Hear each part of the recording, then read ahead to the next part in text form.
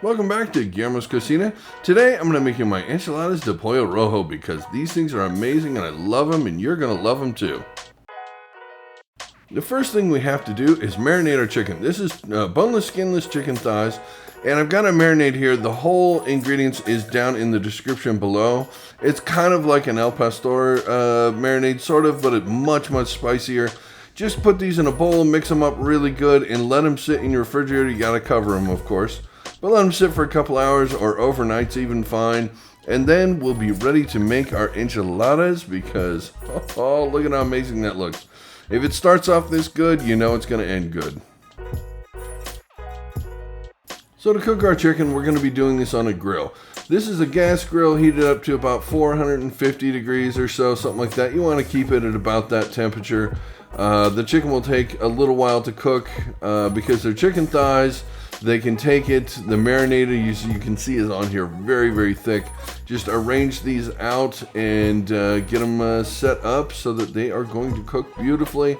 It's going to take about 20 minutes, 15 minutes, something like that to get these really cooked up really well. The way you can tell on a chicken thigh is if it's flopping around, it's not done yet.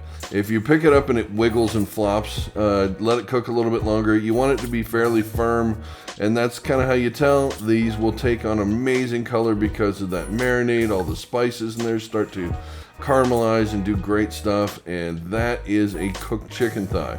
It is not burnt, trust me. That's just caramelized wonderfulness from the marinade on there, and that's going to add such incredible flavor to this. You gotta try this recipe. It's so good, seriously.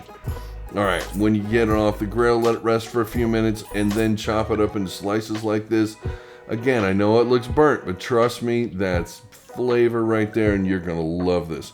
All right, to make an enchilada, you have to use corn tortillas because you're making enchiladas. Don't try and use flour tortillas, please. And you gotta cook them a little bit because they're so firm. I like to use, this is a red chili oil right here that I use. If you're making a bunch of chorizo or something, save the grease from that, and then you can add a little bit extra oil to it, thin it out. You can also just cook this off with some chili powder and things like that. That'll make that chili oil. Just coat your tortilla in it, put it on your comal, and just let it go until it gets a little bit firm. You don't want it raw, but you don't want to make a tostada out of it. Otherwise, you can't roll your tortillas. So just kind of play with it until it gets just right. When you got them all done, it's perfect. Now I have my enchilada sauce here that I'm putting down. I have the full ingredients for this. The recipe for this is in the description as well.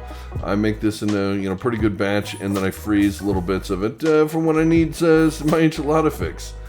And I use these au gratin pans because you can make custom things. If you're not having a huge party and you don't want a whole plate of enchiladas, these are great if you only have a couple people to feed and you can make custom ones. So this is one cheese and one chicken enchilada in each tray because that's crowd pleaser around my house. So that's the way it's done. Just arrange your chicken in there. And because I'm making these for the tastes of the people around me, it's getting a little bit of cheese in there, but you can put a little bit of salsa inside. You can even put a salsa verde inside there because the red and green play really well together. It's kind of a fun little secret most people don't know about, but you can do that inside as well. And that'll just add more flavor because more flavor is better. And just keep putting some chicken in. A little more cheese is going to go in. And, that's just kind of our little secret around here is a little bit of cheese inside. And speaking of secrets, no one's watching, so I'm going to slide an extra piece of chicken because I think this one's going to be mine. Don't tell anybody. It's my little secret. There you go. All right, so a little more sauce goes on top. Just, make sure you coat them. You don't have to be super diligent about coating the top of these because when these are going to go in the oven, the tortillas do fun things when they're not fully covered.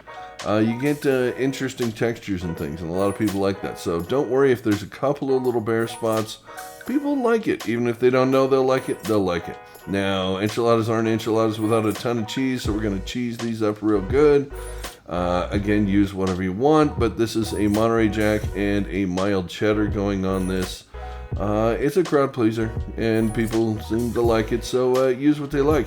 These are going to go in the oven at about 375. They'll take anywhere from 15 to 20 minutes to melt all that cheese down, and then you're set. When they come out, they are going to look like this. I've got some rice on the plate next to it, and these are amazing. I'd like to thank you for watching this video. Hopefully you'll make this recipe, and hit that thumbs up button if you like the video, if you like the recipe. And hopefully I'll see you on the next one. Thanks. Bye.